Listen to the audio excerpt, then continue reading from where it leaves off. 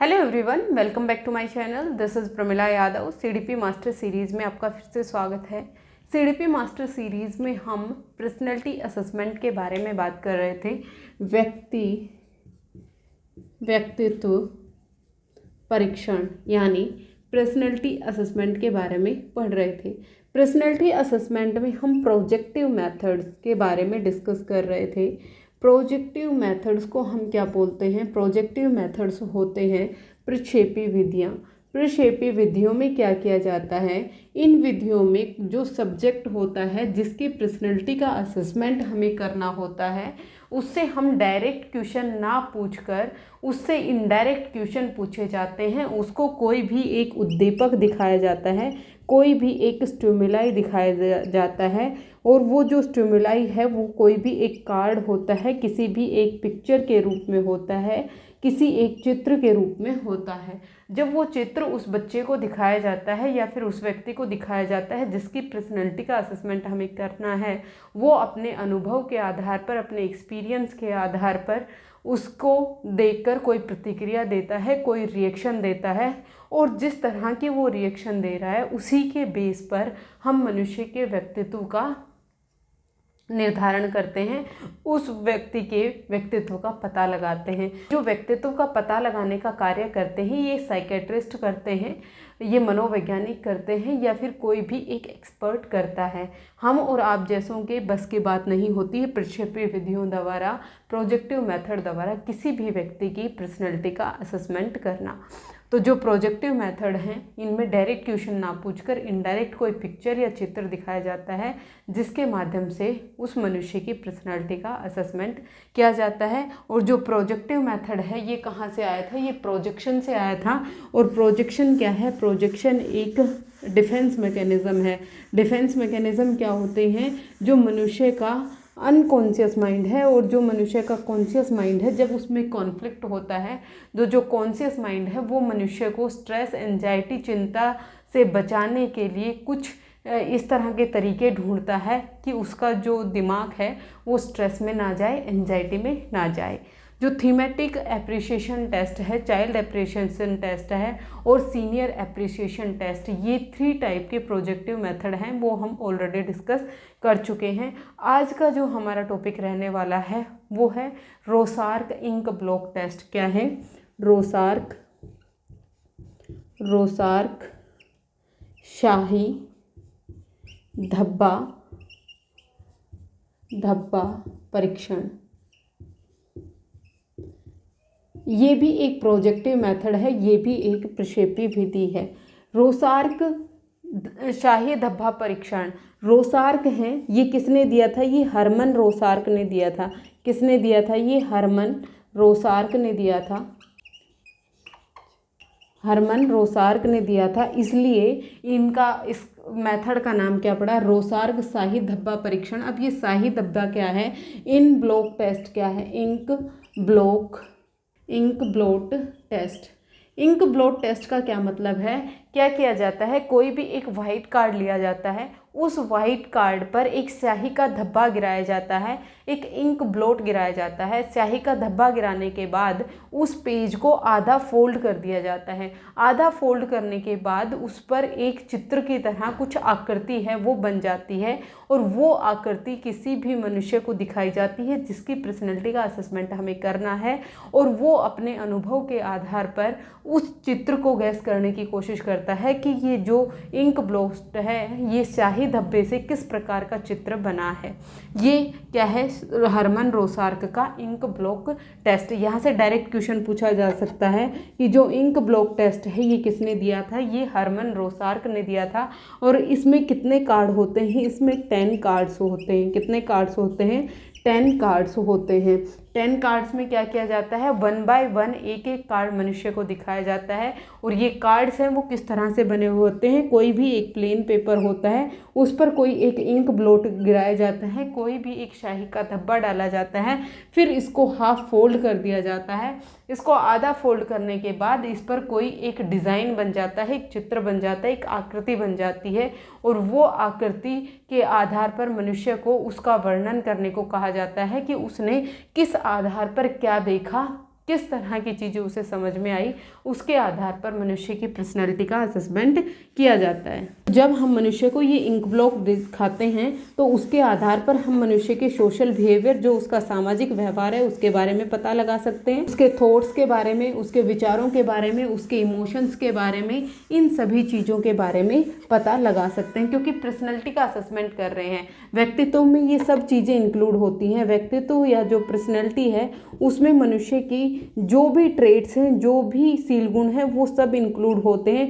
Traits से ही मनुष्य का जो व्यक्तित्व है वो बनता है। ट्रेट्स के बारे में हम ऑलरेडी डिस्कस कर चुके हैं कि हर एक मनुष्य है वो रिफ्लेक्सेस के साथ बोर्न होता है।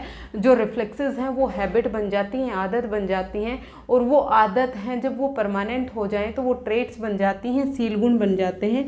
किसी भी मनुष्य को व्यक्तित्व को निर्धारित करने के लिए जो सबसे इम्पोर्टेंट चीज़ होती है वो क्या होती है? ट्रेट्स होती हैं, वो उसके सील गुण होते हैं। जो ये रोसार्क शाही धब्बा परीक्षण है, ये हरमन रोसार्क ने 1921 में दिया था, और ये एक स्विस साइकोलॉजिस्ट थे। ये स्विट्जरलैंड के रहने वाले थे। इन्होंने जो टेस्ट है वो किस लोगों के लिए बनाया, किस उम्र के लोगों के लिए बनाया। ये जो उम्र थी ये 5 वर्ष से शुरू होकर और अडल्टहुड तक जाती थी, मतलब वयस्क तक जाती थी। वयस्क तक 5 वर्ष से शुरू होकर ये अडल्टहुड तक जाती थी। अडल्टहुड यानी वयस्क, जब तक वो प्रौढ़ हो जाता है 5 वर्ष से लेकर अडल्टहुड तक के लोगों के लिए ये एप्लीकेबल होती है। इसमें टोटल कितने कार्ड्स होते हैं? 10 कार्ड्स होते हैं। कितने कार्ड्स होते हैं? 10 कार्ड्स होते हैं। जैसे मनुष्य को एक कार्ड दिखाया गया, ये जो कार्ड है ये दिखाने के बाद मनुष्य से ये पूछा जाएगा कि इस कार्ड में आपको क्या दिखाई देता है। मनुष्य अपने आधार पर, अपने अनुभव के आधार पर, कोई तो बताएगा कि ये बैट है, कोई बताएगा कि ये बटरफ्लाई है, या फिर कोई इसे मोथ भी बता सकता है। क्या बता सकता है? मोथ बता सकता है, या बटरफ्लाई बता सकता है।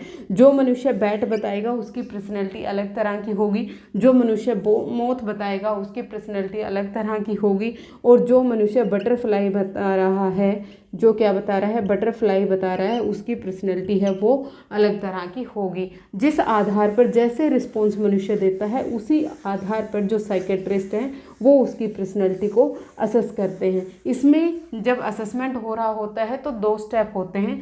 सबसे पहला जो स्टेप है उसको क्या बोला जाता है? परफॉर्मेंस स्टेप बोला जाता है। उसमें जो मनुष्य है जिसकी पर्सनैलिटी का असेसमेंट हमें करना है उसके सामने कार्ड दिखाए जाते हैं, और वो उसको रीड करता है, वो उसको समझता है, और समझने के बाद वो क्या देता है? रिस्पॉन्स देता है, अपनी प्रतिक्रिया देता है। और जो वो प्रतिक्रिया दे रहा है वो डिटेल्ड फॉर्म में, जो साइकेट्रिस्ट होता है, जो एक्सपर्ट होता है, वो उसको लिखता है, और उसको लिखने के बाद उसके आधार पर वो क्या करता है? उसकी पर्सनैलिटी का असेसमेंट करता है। अब हम टोटल कार्ड्स की बात करते हैं कि जो टोटल कार्ड्स हैं वो कितने कार्ड होते हैं। टोटल कार्ड्स हैं वो 10 कार्ड्स होते हैं। इन 10 कार्ड्स में जो 5 कार्ड हैं वो कैसे होते हैं? वो ब्लैक एंड वाइट कलर के होते हैं।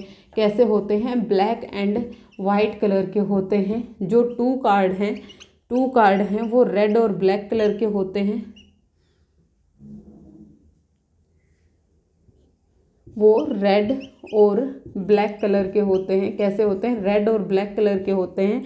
और जो 3 कार्ड बच गए वो कैसे होते हैं? कलरफुल होते हैं। कैसे होते हैं? वो कलरफुल होते हैं, बहुत सारे कलर्स के होते हैं।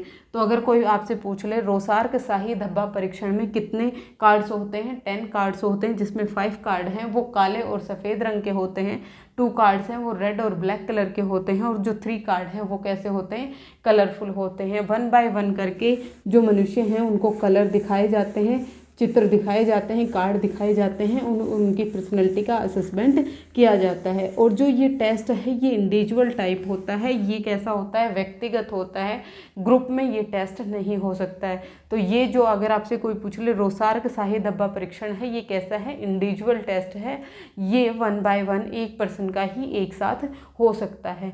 तो ये जो रोसार्क शाही धब्बा परीक्षण है ये भी एक प्रक्षेपी विधि है। इसको भी मनोवैज्ञानिक माना गया क्योंकि इसमें मनुष्य का जो अचेतन मन है, जो अनकॉन्शियस माइंड है, अचेतन मन है जो अनकॉन्शियस माइंड है, उसको रीड करने के लिए कोशिश की जाती है क्योंकि पहले इसमें बहुत ज़्यादा डाउट भी रहा था कि क्या ये प्रक्षेपी विधि है या नहीं है, क्योंकि इसमें जो रिस्पॉन्स है ये मनुष्य के कॉन्शियस माइंड से भी आता है, मनुष्य के चेतन मन से भी आता है। लेकिन आखिर में ये डिबेट खत्म हुई और इसको अप्रक्षेपी माना गया, क्योंकि इसने कहा गया कि जो मनुष्य की एक्सपीरियंसेस रहे, जो मनुष्य के अनुभव रहे और जो अनुभव उसके चाइल्डहुड में रहे, जो बचपन में अनुभव रहे, वो सबसे ज़्यादा मनुष्य के व्यक्तित्व को प्रभावित करते हैं। सबसे ज़्यादा जो प्रभावित करते हैं वो कौन से एक्सपीरियंस प्रभावित करते हैं? जो चाइल्डहुड में रहे, जो मनुष्य को 2 से 12 साल की उम्र में जितने भी अनुभव रहे, चाहे वो अनुभव पॉजिटिव रहे हों चाहे वो नेगेटिव रहे हों, जैसे भी अनुभव उन्हें मिले वो मनुष्य के व्यक्तित्व को, मनुष्य की पर्सनैलिटी को प्रभावित करते हैं। तो जब मनुष्य कोई भी एक चित्र देखता है, कोई भी एक इंक ब्लॉट देखता है, तो जैसे उसके एक्सपीरियंस रहे वो उसी के आधार पर ही उसका रिस्पॉन्स देता है। तो यहाँ से मनुष्य का जो अचेतन मन है, जो अनकॉन्शियस माइंड है, उसको रीड करने की ज़रूरत पड़ी, उसको रीड करने की कोशिश की जाती है। और जब भी अचेतन मन को रीड करने की बात होती है तो वहाँ पर जो कंट्रोल है वो मनुष्य के हाथ में नहीं होता है।